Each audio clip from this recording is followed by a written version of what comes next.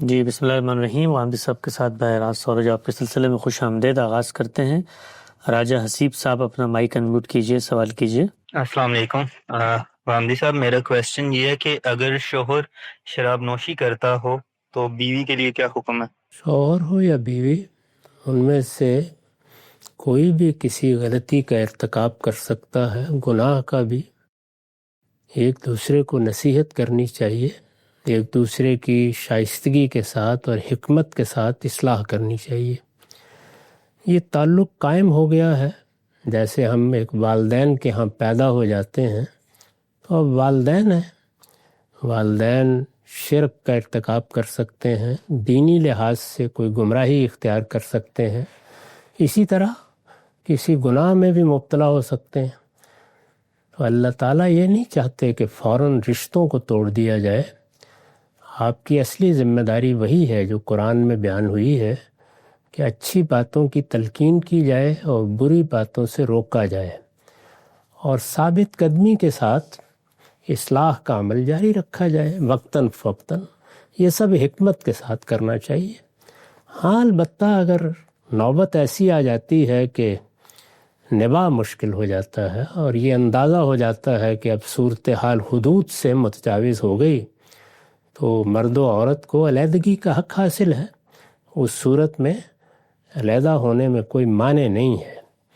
ایک انسان کب تک اصلاح کرے گا، کب تک جد و جہد جاری رکھے گا، یہ اس کو اپنے حالات کے لحاظ سے فیصلہ کرنا ہوتا ہے. جی آگے بڑھاتے ہیں. محمد علی سمرو صاحب اپنا مائک انمیوٹ کیجئے. السلام علیکم. جی آواز آ رہی ہے؟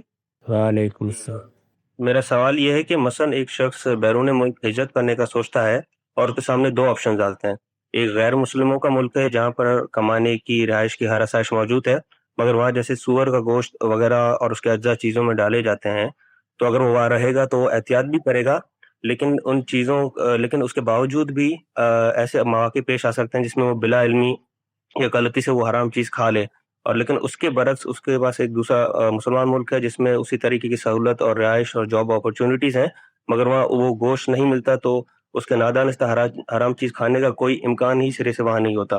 تو سوال یہ کہ ایسے میں باوجود اس کے کہ مسلمان ملک میں اس نادانستہ گناہ ہونے کا کوئی علم نہیں تھا، مطلب امکان نہیں تھا، اور اس کی ضرورتوں کا نعم البدل بھی تھا، اگر وہ غیر مسلمانوں کے ملک میں ہجرت کرے تو کیا وہ گنہگار ہوگا اس بنا پر کہ گویا اس نے پوری طرح اس نادانستہ گناہ سے بچنے کی کوشش نہیں کی؟ اس طرح کی چیزیں کبھی علی الاطلاق نہیں ہوتی. ان میں ہر شخص اپنے حالات کے لحاظ سے فیصلہ کرتا ہے. ایک شخص نے ایک جگہ سے ہجرت کرنی ہے. اس وقت مسلمانوں کے 57 کے قریب ممالک ہیں. میرے علم کی حد تک ان میں سے کوئی بھی اس کے لیے تیار نہیں ہے کہ وہ آپ کو مستقل طور پر وہاں منتقل ہونے کی اجازت دے دے. یہ صرف مغربی ممالک ہیں جہاں آپ مستقل اقامت کے لیے منتقل ہو سکتے ہیں. اسی طرح کوئی آدمی منتقل ہونا چاہتا ہے تو اس کے پیش نظر کاموں کی نوعیت کیا ہے. اگر آپ سعودی عرب منتقل ہو رہے ہیں، یا مثال کے طور پر امارات میں جا رہے ہیں، یا کسی اور بادشاہت میں منتقل ہو رہے ہیں، تو وہاں آپ کوئی ایسا کام نہیں کر سکتے جو ان کے منشا کے خلاف ہو. اس طرح کی آزادی جیسی آپ کو مثلا مغربی ممالک میں کام کرنے کی حاصل ہو جاتی ہے، اس کا وہاں تصور ہی نہیں کیا جا سکتا. تو اس لیے یہ علی الاطلاق معاملہ نہیں ہوتا. اس میں ہر شخص اپنے حالات کے لحاظ سے دیکھتا ہے اور پھر وہ ساری چیزوں کا اندازہ کر لیتا ہے. وہاں مجھے کیا صورتحال پیش آئے گی، حرام حلال کا کیا معاملہ ہوگا، اس سے بچنے کے لیے کیا چیزیں ہوں گی. ان کو دیکھ کر مجموعی اعتبار سے وہ اپنے لیے فیصلہ کرتا ہے کہ زیادہ بہتر جگہ یہ ہے. یہ فیصلہ کرنے کا اس کو حق بھی ہے. اس پر کسی دوسرے کو تنقید بھی نہیں کرنی چاہیے. اور اگر آپ مثال کے طور پر محض اسی بنیاد پر کوئی فیصلہ کرتے ہیں جس کی آپ نے وضاحت فرمائی، تو یہ بھی بالکل ٹھیک ہے، یہ آپ کا ذوق ہے. لیکن کوئی علی الاطلاق قاعدہ نہیں بنایا جا سکتا، کیونکہ حالات بھی مختلف ہیں، اور حالات خود اس آدمی کے مختلف ہیں، اس کے کام کی نوعیت کے مختلف ہیں، اور ان ملکوں کے بھی مختلف ہیں. جی آگے بڑھاتے ہیں. شعیب صاحب سوال کیجئے گا. شعیب یا شعیب. السلام علیکم استاد. وعلیکم السلام.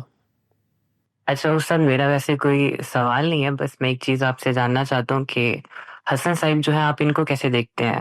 ہم جب ان کو دیکھتے ہیں تو ہمیں لگتا ہے کہ اللہ کی کوئی رحمت ہے جو آپ پہ آئے ہیں، یعنی آپ کی دعوت کا جو قد کاٹ ہے وہ بالکل اس کی سطح جو ہے چینج ہوگی ان کے آنے کے بعد. آپ ان کو کیسے دیکھتے ہیں؟ اگر آپ بھی میرے سامنے بیٹھے ہو تو محبت ہی سے دیکھو. آپ سوالات کیجیے. فہد ملک صاحب سوال کیجیے گا. السلام علیکم سر. وعلیکم السلام. سر سوال سے پہلے میرا ایک چھوٹا سا کامنٹ ہے. سر آپ کا بہت شکریہ، آپ اس سیشن کے لیے ٹائم نکالتے ہیں. سر جب بھی آپ سے سوال پوچھتی ہیں تو ہمیں سوالوں کو جواب ملتا ہے یا پھر ہمیں چیزوں کو دیکھنے کا نیا زاویہ ملتا ہے. سر میرا سوال یہ ہے کہ آپ نے بڑی ڈیٹیل سے ایکسپلین کیا ہے کہ رسول اللہ کے وصال کے بعد حضرت ابوبکر خلیفہ بنائے گئے، اور پاک فدا کا واقعہ بھی بڑا ڈیٹیل سے ایکسپلین کیا ہے. اس میں حضرت علی کا کردار کیا تھا وہ بھی ایکسپلین کیا ہے. سر ایک چیز ہے جو شاید موضوع بحث نہیں آئی، وہ حضرت فاطمہ کا جو کردار ہے. ہم تو یہ سنتے ہیں کہ حضرت فاطمہ جو ہیں اپنے وصال تک بھی حضرت ابوبکر صدیق سے ناراض نہیں، اور ایون کہ جب اس دنیا سے وصال ہوا ان کا تو رات کے وقت ان کا جنازہ پڑھا گیا. اب تک بھی ایون کہ ہمیں یہ نہیں پتہ چلتا کہ ان کی قبر مبارک کہاں پہ ہے، وہ کہتے ہیں نشان نہیں ملتا. تو اس بارے میں سر آپ بتا دیجیے گا، جزاک اللہ. میرے بھائی، کسی چیز کے بارے میں اختلاف ہو جانا یہ انسان کا خاصہ ہے. وہ ابو بکر صدیق ہوں، وہ عمر ہوں، وہ کوئی بڑے سے بڑی شخصیت ہو، بلکہ یہ تو انسان ہے ہماری طرح. ان انسانوں میں سے جن کو پیغمبر بنایا جاتا ہے وہ اللہ کا انتخاب ہوتے ہیں، ان سے بھی بعض اوقات اختلاف ہو جاتا ہے. چنانچہ رسالت مآب صلی اللہ علیہ وسلم سے بھی صحابہ کو بعض موقعوں پر اختلاف ہوا. اس طرح کا اختلاف یہ ہو سکتا ہے کہ وقتی طور پر کچھ ناراضی بھی پیدا کر دے. اس میں جو کچھ ہمارے سامنے ظاہر ہوگا بس ہم اسی پر تبصرہ کریں گے. ہمیں نہیں معلوم کہ ناراضی فی الواقع کس درجے کی تھی. ہم نہیں جانتے کہ وہ باقی رہی یا دور ہو گئی. اس میں اگر آپ تمام روایات کا مطالعہ کریں تو محض قیاسات ہیں. ہمیں خود اپنی زندگی میں یہ تجربہ پیش آتا ہے کہ کسی کے ساتھ کوئی بات ہوئی کسی مجلس میں، اس میں تلخی ہو گئی. اب دیکھنے والے تو یہی کہیں گے کہ یہ دونوں ناراض ہیں، ممکن ہے اگلے ہی دن وہ ناراضی دور ہو گئی ہو. تو اس لیے اس طرح کی چیزوں کے درپے ہونا ہی نہیں چاہیے. اگر کوئی ایسی چیز ہے جس کا فیصلہ ہونا باقی رہ گیا ہے تو دونوں اللہ احکم الحاکمین کی عدالت میں پیش ہو جائیں گے، وہاں فیصلہ ہو جائے گا. جس مسئلے کے بارے میں اختلاف ہوا ہے اس میں اختلاف ہو سکتا تھا، ممکن تھا. وہ ایک خالص علمی مسئلہ ہے، اور علمی مسائل میں اختلاف کو ختم کیا نہیں جا سکتا. ایک شخص ایک زاویے سے چیز کو دیکھ رہا ہوتا ہے، دوسرا دوسرے زاویے سے دیکھ رہا ہوتا ہے. قرآن مجید میں سورہ حشر کی آیت ہے جس کے اطلاق اور مصداق میں اختلاف ہوا ہے، دونوں میں ہوا ہے. اس میں سیدنا صدیق نے اپنی دلیل پیش کی ہے، اور وہ دلیل ہم پرکھ سکتے ہیں. یعنی علمی اختلافات میں یہ خوبی ہوتی ہے کہ ان کی تحقیق کی جا سکتی ہے. وہ اختلافات جو تدبیر کے ہیں یا کسی خاص وقتی صورتحال کے ہیں، ان میں تو ہم نہیں کہہ سکتے کہ اصل میں بات کیا تھی، کس پس منظر میں تھی. اس اختلاف کے لیے قرآن مجید کی آیت موجود ہے، اس میں آپ غور کر کے دیکھ لیں. میں نے اس کی وضاحت اپنی کتابوں میں کی ہے، قرآن مجید کی تفسیر میں بھی کی ہے، اور دوسری جگہوں پر بھی کی ہے. بالکل واضح ہے کہ سیدنا صدیق کی رائے بالکل درست تھی، اور انہوں نے قرآن مجید کا مدعا بھی بالکل درست سمجھا اور اس کے مطابق فیصلہ بھی بالکل صحیح کیا. یہ ہم کہہ سکتے ہیں. اب رہ گئی یہ بات کہ سیدہ اس فیصلے پر مطمئن ہوئیں، نہیں ہوئیں، ناراض رہیں، تو اس کے بارے میں کیا آرائی سے اجتناب کرنا چاہیے. ہمارے لیے دونوں غیر معمولی حیثیت رکھتے ہیں، سیدنا صدیق بھی اور سیدہ بھی. دونوں کے لیے عزت کے جذبات اپنے اندر رکھیے. ایک علمی مسئلے کا اختلاف ہے، وہ استاد اور شاگرد میں بھی ہو جاتا ہے. جی آگے بڑھاتے ہیں. عبداللہ زیاد صاحب سوال کیجیے گا. السلام علیکم. وعلیکم السلام. میں علوی کا اسٹوڈنٹ ہوں، تھرڈ ایئر میں. ہماری جو کتابیں ہیں، کور ٹیکسٹ بکس ہیں سر، وہ تقریباً 20,000-25,000 اس رینج میں آتی ہیں، جو کہ کافی مہنگی بھی ہیں، اور وہ PDF فارم میں ہمیں فری میں مل جاتی ہیں. لیکن بعض لوگوں سے میں نے یہ سنا ہے کہ یہ جو پائریٹڈ کتابیں ہوتی ہیں یہ مورلی بھی फाइनल हो और दूनी तौर पे भी इस पे ये ऑब्जेक्शन होगा, तो उस हवाले से मैं रहनुमाई वाज़ चाह रहा था कि आपका क्या भी है। वाज़ह। मुझे दिक्कत हुई समझने में, वही आप फरमा ज़रा रहे हैं जी वजाहत कि करें। ये कानून के तालिब इल्म हैं, जो कुतुब इनके निसाब की होती हैं वो इंतहाई महंगी हैं, तो ऑनलाइन फ्री PDF मिल जाती है, इसको प्रिंट करके हम इस्तेमाल कर सकते हैं। बाज़ अहबाब का ये कहना है कि ये कानूनी तौर पे दुरुस्त नहीं है कि आप इस तरह पायरेटेड बुक्स किसी ने PDF बना के डाल दी हैं तो आप उसको मुताले के लिए इस्तेमाल कर लें।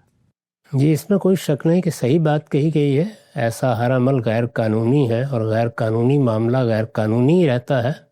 इसी तरह अगर कोई चीज़ अखलाकी लिहाज से जायज़ नहीं है तो वो कभी जायज़ नहीं हो जाती। इस्तरार का उसूल अलबत्ता हर जगह होता है, यानी कोई आदमी मजबूर हो गया, उसके लिए मुमकिन ही नहीं था, अगर वो उस चीज़ पर अमल करता तो उसको जान माल आबरू का ख़तरा लाहिक था, उसमें आप इस्तरार के उसूल पर किसी गलत काम का इर्तिकाब करते हैं। इसका फ़ैसला मैं या आप नहीं कर सकते, ये फ़ैसला हर फ़र्द ख़ुद करता है और वो उसके लिए अल्लाह के यहाँ जवाबदेह है। बस उसूल बता सकते हैं कि गलत गलत होता है, वो कभी सही नहीं हो जाता।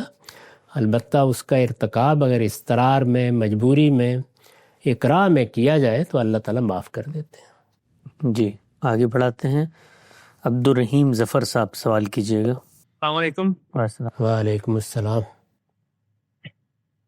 अच्छा सर, हम अपने जो पाकिस्तान में देखते हैं अक्सर के मुख्तलिफ जो इंसानी हकूक़ के भी मसाइल होते हैं, तो अभी गुज़िश्ता ये 19 दिनों से इस्लामाबाद में कोई ये प्रोटेस्ट है बलूचिस्तान मिसिंग पर्सन के हवाले से, जो जबरी गुमशुदगियाँ होती हैं, तो इसमें लीगल पहलू के अलावा मजहबी पहलू से भी जो उलमा क्या इसमें तवज्जो नहीं दिलानी चाहिए रियासती इदारों को या रियासत को, जो भी उनका मौक़िफ़ है इस बारे में, और वो इनसे मुज़ाकरात के लिए आ जाएं, या फिर माएँ और बच्चे जो बैठे हुए हैं वो भी सीरियस नहीं है इस मामले में। जी, किसी भी शख्स पर मुकदमा चलाए बगैर उसको गायब कर देना ये अपनी ज़ात में एक बड़ा जुर्म है। ये रियासती इदारे करें, कोई फ़र्द करे, हर हाल में एक बड़ा जुर्म है। उलमाए किराम मेरे इल्म की हद तक इसके बारे में यही राय रखते हैं और वो इस पर तवज्जो भी दिलाए रहते हैं। इस पे वाक़े के लिहाज से इख्तलाफ राय हो जाता है, यानी एक आदमी ये कहता है कि इस शख्स को गायब कर दिया गया है और दूसरा जवाब में ये कहता है कि किया नहीं गया, वो गायब हो गया है। ये इख्तलाफ वाक़े का इख्तलाफ है, उसूल में कोई इख्तलाफ नहीं है। अगर किसी शख्स को पुलिस हवालाए मौत कर देती है तो ये भी बिल्कुल गलत है। किसी मुजरिम को पकड़ना पुलिस का काम है, फिर पकड़कर उसको अदालत में पेश करना ज़रूरी है और कानून के मुताबिक जो कुछ भी सज़ा देनी है वो कानून के मुताबिक और अदालत के हुक्म पर दी जाएगी। इसी तरह का मामला फ़ौज को भी करना है। न फ़ौज को ये इख्तियार है, न पुलिस को ये इख्तियार है। हम ये बात बता सकते हैं, तो यही उलमा और दानश्वरों का काम होता है कि वो तवज्जो दिलाते रहें। बाकी मानना ना मानना ये तो उन्हीं लोगों का काम है जिनके हाथ में इक़्तिदार की बाग है। जी, आगे बढ़ाते हैं। नवीदुल हसन साहब सवाल कीजिएगा।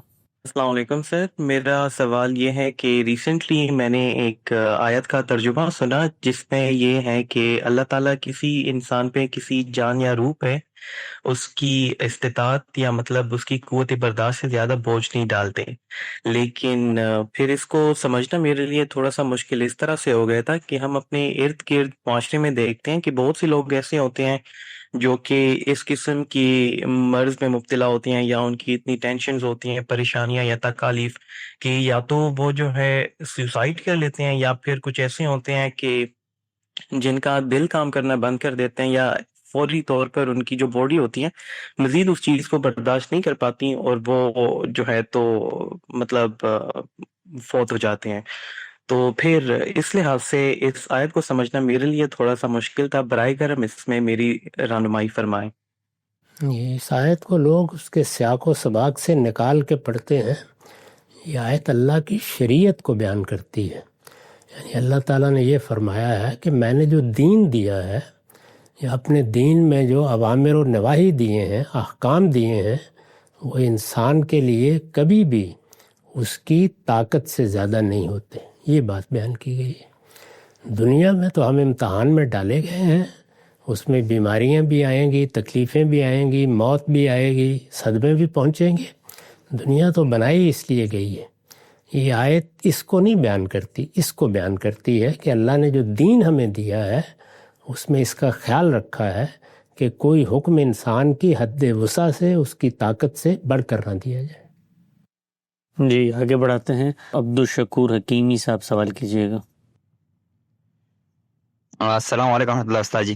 وعلیکم السلام۔ استاد جی سوال سے پہلے ایک کامنٹ کرنا چاہتا ہوں۔ میں 5 سال پہلے بیٹھا ہوا تھا ایک محفل میں، علماء کی محفل میں، تو وہاں آپ پہ تبصرہ کیا گیا تھا، آپ کا نام بگاڑ کے لیا گیا تھا اور آپ کو منکر حدیث اور نعوذ باللہ معذرت کے ساتھ کافر کا نسبت کیا گیا تھا۔ تو اس وقت مجھے کوئی نہیں پتا تھا کہ آپ کون ہیں۔ تو جب میں نے آپ کے وہ پڑھے، کیا نام ہے، یہ افکار وغیرہ، تو مجھے پھر پتہ لگا کہ دین، کیونکہ میں دعوت کا کام بھی کرتا ہوتا ہوں برطانیہ میں، تو پھر مجھے جتنے اشکال میرے ذہن میں تھے، سب اشکال مجھے آپ کے جو افکار ہے اور آپ کے جو نقطہ نظر ہے وہ پڑھنے کے بعد حل ہو گیا تھا۔ تو جزاک اللہ خیر۔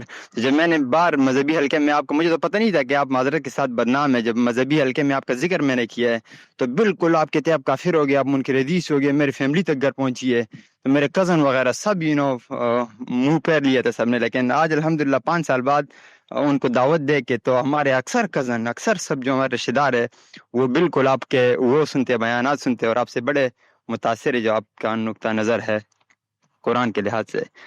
تو استاد جی سوال میرا یہ ہے آپ سے، معذرت ٹائم ضائع لینے کے لیے بھی، سوال یہ ہے کہ کیا دین کے احکام کو ہم اس زمانے میں رکھ کے کبھی کبھی تبدیل کر سکتے ہیں؟ مثال کے طور پر برطانیہ میں ہم رہ رہے ہیں، ہم ٹیکس دیتے ہوتے ہیں 20%، تو ابھی زکوٰۃ بھی جو ہے یہ ہمارے جو نظم چلانے کے لیے ہوتے ہیں، تو جس طرح ہم زکوٰۃ مثال کے طور پر ابھی یہاں پہ آلریڈی ہم دیتے ہیں، ایک قسم کی زکوٰۃ ہی ہوئی نا جو یہاں پہ ہم ٹیکس دیتے ہیں، تو اس طرح کیا ہم اس طرح کوئی اور رد و بدل کر سکتے ہیں دین کے احکام وغیرہ میں؟ آپ کی عنایت، آپ کے اندر میرے لیے حسن ظن پیدا ہوا، ان لوگوں کے لیے بھی دعا کرتے رہیے جو کسی بدظنی میں مبتلا ہیں، اللہ تعالیٰ ان کو بھی ہدایت عطا فرمائے گا۔ آپ کے سوال کا جواب یہ ہے کہ زکوٰۃ معاشرے کا حق ہے۔ اگر معاشرے نے وہ حق بالجبر وصول کر لیا ہے، جیسے انگلستان میں، امریکہ میں، خود ہمارے ملکوں میں بھی ٹیکس کے نام پر بالجبر وصول کر لیا جاتا ہے، تو میں تو برسوں سے یہ بتا رہا ہوں کہ آپ اپنی زکوٰۃ کو اس میں منہا کر سکتے ہیں، اسے ایڈجسٹ کر سکتے ہیں، یہ بالکل جائز ہے۔ جو حق اللہ تعالیٰ نے عائد کیا تھا وہ حق ادا ہو گیا، بس یہ ہے کہ حساب زکوٰۃ کا ذرا مختلف طریقے سے ہوتا ہے تو وہ کر لینا چاہیے۔ یعنی آپ پر کتنی زکوٰۃ عائد ہوتی ہے، آپ اگر محسوس کرتے ہیں کہ وہ 10 پاؤنڈ تھی اور اتنا ٹیکس ادا ہو گیا ہے تو وہ زکوٰۃ بھی ادا ہو گئی۔ اس کے بعد اگر اللہ آپ کو توفیق دے، آپ مزید انفاق کرنا چاہیں تو انفاق کی کوئی حد نہیں ہے، وہ تو اللہ تعالیٰ نے بتا دیا کہ انسان کی ذاتی، کاروباری حال اور مستقبل کی ضرورتوں سے زیادہ جو کچھ ہے وہ اگر اللہ کی راہ میں اس کو خرچ کرتا ہے تو یہ اس کے لیے بڑی سعادت کی بات ہے، تاہم قانونی لحاظ سے زکوٰۃ ادا ہو جاتی ہے۔ اصول میں جو سوال آپ نے کیا ہے وہ یہ ہے کہ جب بھی کبھی کوئی دین کا حکم ہمارے سامنے آئے تو اس کو اس کی حقیقت یا اس کے ریشنل کے لحاظ سے دیکھا جاتا ہے۔ اس کو ہمارے علم میں علت کہتے ہیں۔ یہ علت اصل میں حکم کی بنیاد ہے، وہ اگر تبدیل ہو جائے گی تو اس کے لحاظ سے حکم تبدیل ہوگا۔ یہ بات خود قرآن نے ہمیں بتا بھی دی ہے اور سکھا بھی دی ہے۔ جی آگے بڑھاتے ہیں، ہمارے ساتھ موجود ہیں عدنان اشرف صاحب، سوال کیجیے گا۔ السلام علیکم گامدی صاحب۔ وعلیکم السلام۔ جی ایک حدیث ہے صحیح بخاری کی جس میں اللہ تعالیٰ قیامت میں ان کی طرف نہیں دیکھے گا جنہوں نے اپنے شلوار ٹخنوں سے نیچے رکھے ہو تکبر کے ساتھ۔ ایک اور حدیث ہے صحیح بخاری کی، جن کا شلوار ٹخنوں سے نیچے ہوگا ان کا مقدر جہنم ہے، اور اس میں کہیں بھی تکبر کی بات نہیں آئی ہے۔ ان دونوں حدیثوں کا مطلب سمجھائیے، شکریہ۔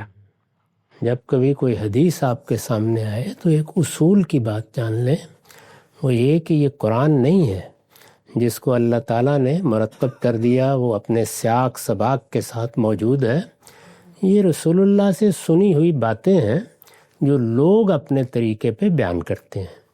چنانچہ میں نے اپنی کتاب میزان میں جہاں فہم حدیث کے اصول بیان کیے ہیں وہاں اس جانب توجہ دلائی ہے کہ اس باب کی ساری چیزوں کو جمع کرنا چاہیے، پھر ان کو قرآن کی روشنی میں دیکھنا چاہیے۔ تو اس باب کی تمام روایات کو جب آپ جمع کرتے ہیں تو ان میں یہ بات پوری بیان ہو گئی ہے، یعنی اس میں بتایا گیا ہے کہ یہ متکبرانہ وضع تھی، اور متکبرانہ اوضاع دنیا میں ہر چیز میں ہوتے ہیں، رہن سہن میں بھی ہوتے ہیں، کھانے پینے میں بھی ہوتے ہیں، اسی طرح لباس میں بھی ہوتے ہیں۔ عربوں کے ہاں اس طرح تہمت کو چھوڑ دینا اور جہاں چاہے گھسٹتی رہے، اسی طرح سے امامہ بہت لمبا باندھنا، اسی طرح کرتا بہت لمبا پہننا، اس کو اسبال کہتے ہیں۔ یہ سب متکبرانہ اوضاع تھیں، اور تکبر سب سے بڑا جرم ہے۔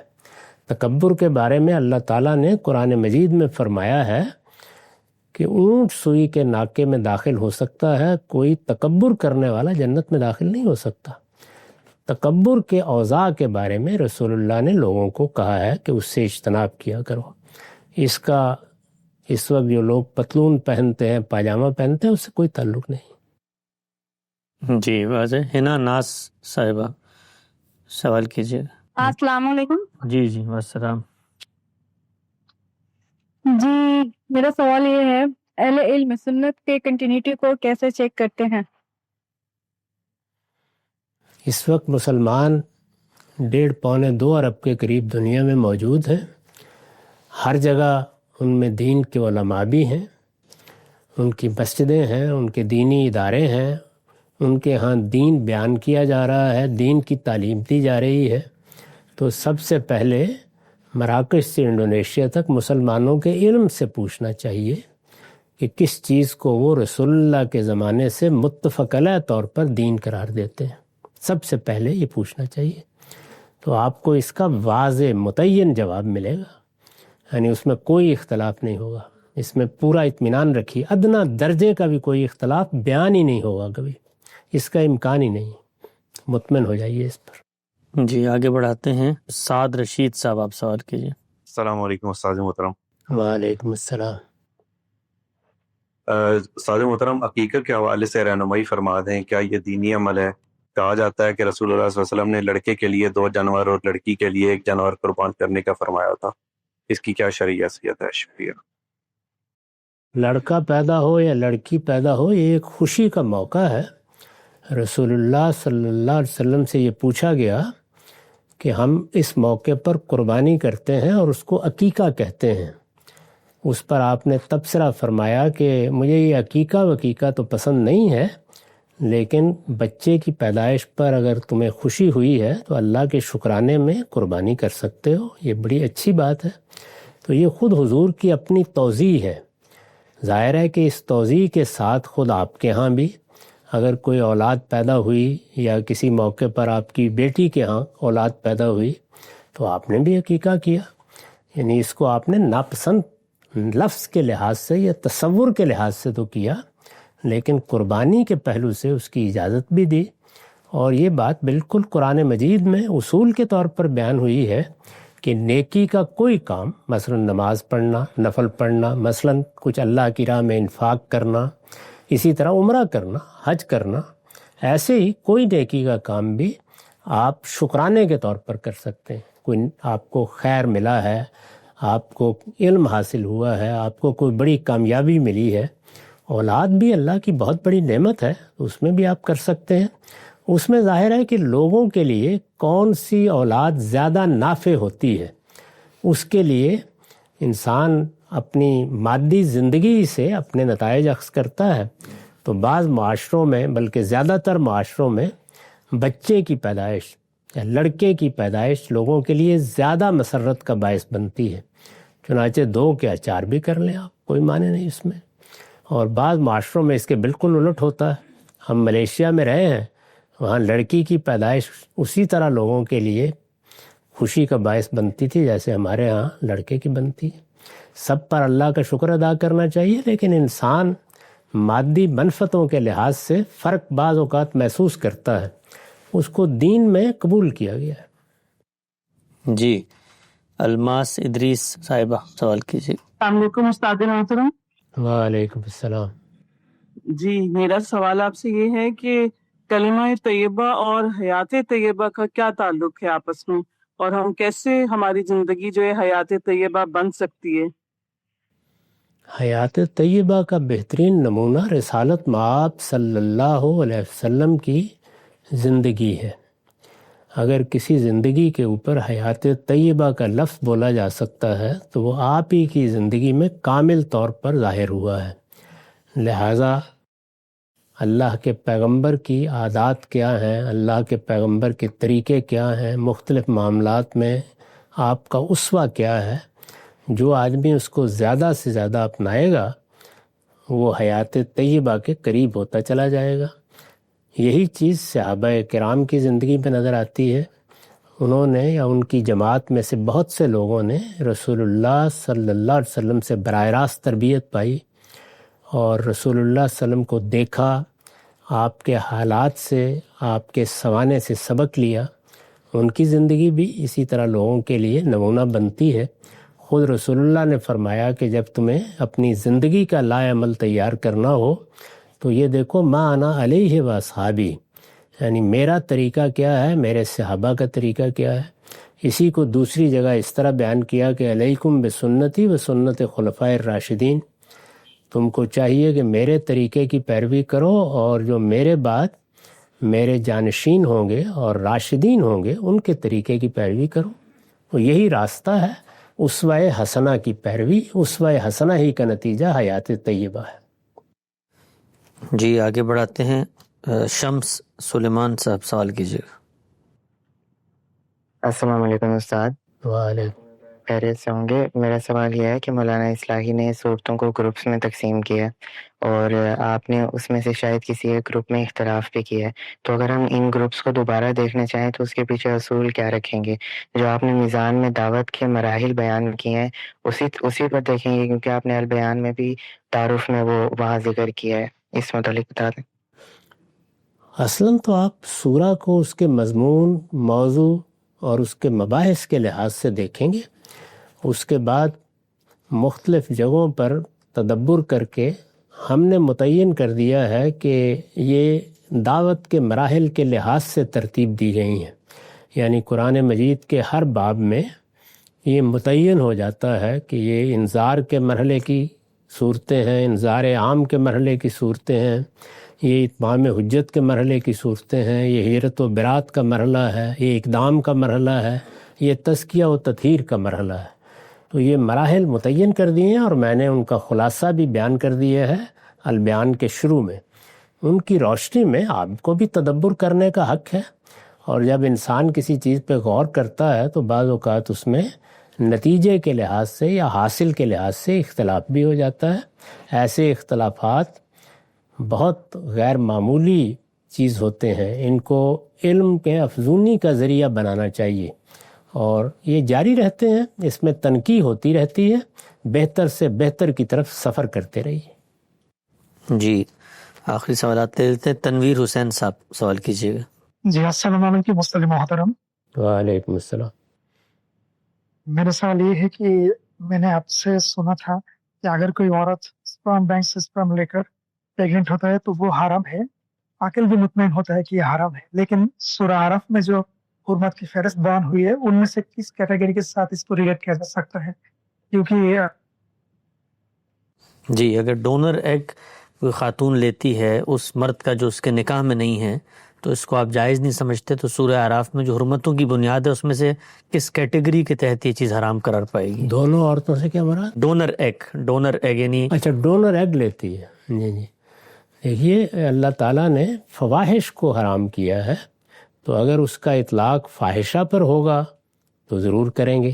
اسی طرح حق تلفی کو حرام کیا ہے، چونکہ بچے کے معاملے میں حق تلفی کا سوال بھی بہت شدت سے پیدا ہوتا ہے، تو اس لحاظ سے بھی غور کریں گے۔